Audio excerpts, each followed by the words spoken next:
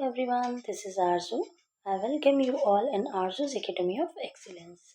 How are you all? I hope you all are doing well. So students, जो आज हम discuss करने वाले हैं वो जितने भी KVS हैं, NVS हैं, CBSE के जितने भी स्कूल्स हैं उनके लिए एक यूजफुल वीडियो रहने वाली है, क्योंकि आज जो हम डिस्कस करेंगे वो रहेगी हमारी लर्नर्स डायरी संस्कृत की 7th क्लास के लिए। ठीक है, इस सीरीज़ में हम ऑलरेडी 2 चैप्टर्स अपलोड कर चुके हैं इस क्लास के। अगर आपने नहीं देखे हैं तो वो भी आप जाके देख सकते हैं। ठीक है, तो कक्षा सप्तमी शिक्षार्थी पत्रिका, जो कि आपकी पुस्तक दीपकम में से ली गई है। चैप्टर का नाम रहेगा मित्राय नमः। क्या रहेगा?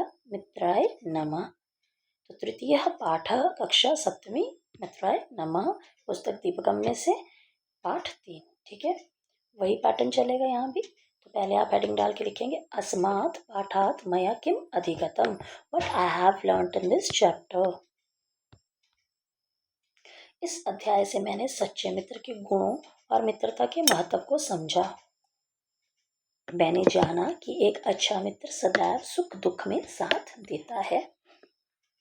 इस अध्याय के माध्यम से अनेक नए संस्कृत शब्दों और उनके अर्थों का ज्ञान प्राप्त हुआ। मैंने मित्रता से संबंधित सरल संस्कृत वाक्यों को पढ़ना और समझना सीखा। इस पाठ ने मुझे ईमानदारी, सहयोग, विश्वास और सद्भाव जैसे गुणों का महत्व बताया। मैंने शुद्ध उच्चारण के साथ पाठ का वाचन करना भी सीखा।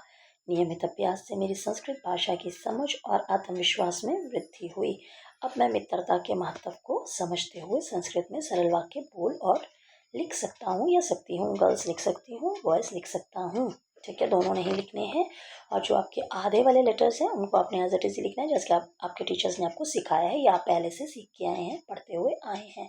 संस्कृत में स और आधा स लग जाएगा। ठीक है, फिर उसके बाद अध्याय में आधा ध, है ना, इस तरह से महत्व में आधा त, इसी तरह से लिखना है। बाकी आप सारा एज इट इज जैसा मैंने आपको दिया है वो लिख सकते हैं। ठीक है, और सेकेंड पॉइंट डाल के आप हेडिंग लिखेंगे अस्मिन् अध्याये यत् मया रोचकं दृष्टम, what I have found interesting in this chapter. मुझे इस चैप्टर में क्या क्या रोचक लगा।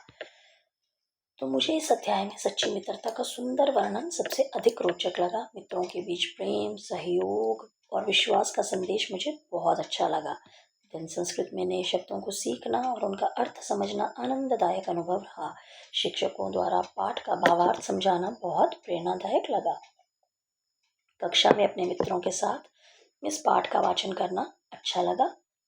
इस अध्याय ने मुझे अच्छे मित्र के गुणों को पहचानने की प्रेरणा दी। इससे मुझे अपने मित्रों के प्रति सम्मान और अपनापन महसूस हुआ। इस अध्याय ने संस्कृत भाषा के प्रति मेरी रुचि और भी बढ़ा दी है। तो ये आ जाएंगे सेकेंड पॉइंट के अंडर आपके।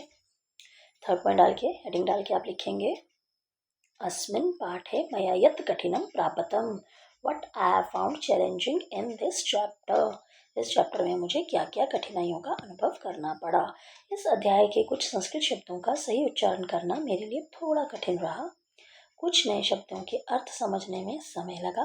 लंबे वाक्यों को सही ढंग से पढ़ने और उनका भाव समझने के लिए अभ्यास करना पड़ा। कुछ कठिन शब्दों की वर्तनी याद रखना भी चुनौतीपूर्ण लगा। पाठ का भाव भी अपने शब्दों में व्यक्त करना प्रारंभ में आसान नहीं था। संस्कृत के नए शब्दों का सही प्रयोग करने के लिए बार बार अभ्यास करना पड़ा, है ना। शिक्षक के मार्गदर्शन और नियमित अभ्यास से मेरी कठिनाइयां धीरे धीरे कम हो रही हैं। अब मैं इस अध्याय को अधिक आत्मविश्वास और सही उच्चारण के साथ पढ़ और समझ सकता हूँ या समझ सकती हूँ। ठीक है, पहले थोड़ी सी आपको स्टार्टिंग में प्रॉब्लम आई, लेकिन जैसे जैसे प्रॉपर गाइडेंस हुई और आपने प्रॉपर प्रैक्टिस करना शुरू किया तो आपको ये चीज़ें जो हैं वो अब ईजी लगने लगी, है ना। तो यहाँ जाएंगे आपके थर्ड पॉइंट, इसके 3 पॉइंट्स इसके जो अंडर आएंगे। फिर फोर्थ पॉइंट डाल के हेडिंग डाल के आप लिखेंगे अस्य पाठस्य रोचकतां वर्धयितुं वयं किं कर्तुं शक्नुमः, कि what I can do more to make this chapter interesting, है ना। तो मैं इस चैप्टर को और इंटरेस्टिंग बनाने के लिए क्या कर सकता हूँ या कर सकती हूँ। मैं प्रतिदिन इस अध्याय का नियमित वाचन करूंगी, क्योंकि अब मैं लड़की हूँ तो मैं ऐसे बोलूँगी जिससे आपको कन्फ्यूज़न नहीं होगा आपने क्या लिखना है ना। नए संस्कृत शब्दों को याद करके उनका प्रयोग छोटे छोटे वाक्य में करूंगी। अपने मित्रों के साथ संस्कृत में सरल संवाद करने का प्रयास करूंगी। शिक्षक द्वारा बताए गए शुद्ध उच्चारण का नियमित अभ्यास करूंगी। मित्रता से संबंधित प्रेरणादायक कहानियां और संस्कृत श्लोक पढ़ूंगी। कक्षा की समूह गतिविधियों और चर्चा में सक्रिय रूप से भाग लूंगी। उसके बाद इस अध्याय में बताए गए अच्छे मित्र के गुणों को अपने जीवन में अपनाने का प्रयास करूंगी।